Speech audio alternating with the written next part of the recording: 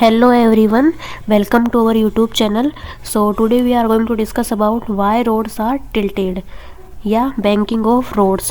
तो ये जो टॉपिक है वो हमारे क्लास 11th के सर्कुलर मोशन के चैप्टर के अंदर आता है। तो आज हम इसे डिटेल में समझेंगे। So without any further delay let's get started. तो देखो, हम सर्कुलर मोशन से स्टार्ट करते हैं। हमें पता है कि जब भी कोई ऑब्जेक्ट सर्कुलर मोशन करता है तो सर्कुलर मोशन के लिए उसे सेंट्रीपिटल फोर्स चाहिए जिसके डायरेक्शन ऑब्जेक्ट से सर्कल के सेंटर की ओर होती है और यह ऑब्जेक्ट की वेलोसिटी के परपेंडिकुलर होता है। सेंट्रीपिटल फोर्स की वैल्यू क्या होती है? mv²/r। m क्या है यहाँ पर? ऑब्जेक्ट का मास। v क्या है? ऑब्जेक्ट की वेलोसिटी। और r क्या है? सर्कल की रेडियस। तो इतना हमें पता है। जब भी कोई व्हीकल रोड पर टर्न करता है तो उस टाइम सर्कुलर मोशन का कॉन्सेप्ट अप्लाई होता है। रोड पर टर्न करते समय वहाँ पर सेंट्रीपिटल फोर्स की ज़रूरत पड़ती है और फ्लैट रोड्स में क्या होता है, जो फ्रिक्शन है वो सेंट्रीपिटल फोर्स की भूमिका अदा करता है। लेकिन यहाँ पर एक प्रॉब्लम है। अगर व्हीकल की वेलोसिटी ज़्यादा हो गई, अगर हम बढ़ाते जाएं तो हमें पता है कि सेंट्रीपिटल फोर्स का फॉर्मूला होता है mv²/r। तो सेंट्रीपिटल फोर्स की वैल्यू बढ़ती जाएगी, लेकिन फ्रिक्शन की वैल्यू एक मैक्सिमम वैल्यू से ज़्यादा नहीं हो सकती, जिसे हम लिमिटिंग फ्रिक्शन बोलते हैं।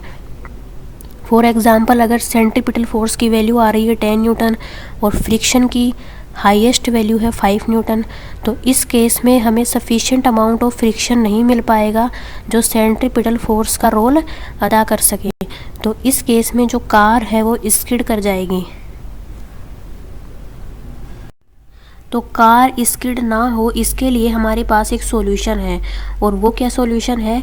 Banking of roads. तो इसके लिए हम क्या करते हैं, रोड्स को एक पर्टिकुलर एंगल से टिल्ट कर देते हैं। तो इस केस में जो नॉर्मल रिएक्शन का जो कंपोनेंट है n sin थीटा, वह भी सेंट्रीपिटल फोर्स में अपना रोल निभाता है। तो इस तरह से सेंट्रीपिटल फोर्स की केवल फ्रिक्शन पर डिपेंडेंसी कम हो जाती है और अगर सेंट्रीपिटल फोर्स की वैल्यू ज़्यादा भी आती है तो नॉर्मल रिएक्शन जो फोर्स है उसका कंपोनेंट n sin थीटा उससे बैलेंस कर लेता है। तो इस तरह हम किस रिजल्ट पर पहुँचे कि जो रोड्स है वो इसीलिए टिल्ट की जाती हैं ताकि सेंट्रीपिटल फोर्स केवल फ्रिक्शन पर डिपेंड ना रहे। रोड्स को कुछ पर्टिकुलर एंगल से टिल्ट कर दिया जाता है तो जो नॉर्मल कंपोनेंट है, नॉर्मल फोर्स है, उसका n sin थीटा कंपोनेंट भी सेंट्रीपिटल फोर्स में अपना रोल निभाता है।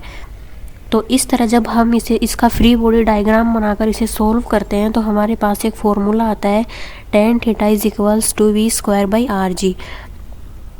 यहाँ पर थीटा क्या है? Tilted angle. v है कार की वेलोसिटी, r है सर्कल की रेडियस और g है ग्रेविटेशनल एक्सेलरेशन। अब देखो, अगर कोई व्हीकल जितनी ज़्यादा स्पीड से मूव करेगा तो उसके लिए हमें उतनी ही ज़्यादा बैंकिंग की ज़रूरत पड़ेगी। क्यों? हाई स्पीड से गति करते हुए व्हीकल के लिए ज़्यादा अमाउंट ऑफ सेंट्रीपिटल फोर्स चाहिए और उसके लिए हमें क्या होगा कि बैंकिंग को बढ़ाना पड़ेगा ताकि नॉर्मल फोर्स का जो n sin थीटा कंपोनेंट है उसकी वैल्यू बढ़े और वो सेंट्रीपिटल फोर्स को फ्रिक्शन के साथ मिलकर बैलेंस कर सके। तो इस तरह से जो बैंकिंग ऑफ रोड्स है उसका एडवांटेज क्या है? देखो, रोड्स को एक पर्टिकुलर एंगल से टिल्ट करने पर एक तो सेफ टर्निंग हो जाती है, एक्सीडेंट का रिस्क कम हो जाता है। सेकंड क्या है? लेस स्किडिंग, कारें फिसलती नहीं है। थर्ड क्या है? यूज़फुल इन रेनी सीज़न, क्योंकि अगर हम केवल फ्रिक्शन के भरोसे रहेंगे तो रेनी सीज़न में क्या है, फ्रिक्शन की वैल्यू और भी कम हो जाती है। तो हम सेंट्रीपिटल फोर्स के लिए केवल फ्रिक्शन पर डिपेंड नहीं हो सकते, इसीलिए बैंकिंग ऑफ रोड्स ज़रूरी है।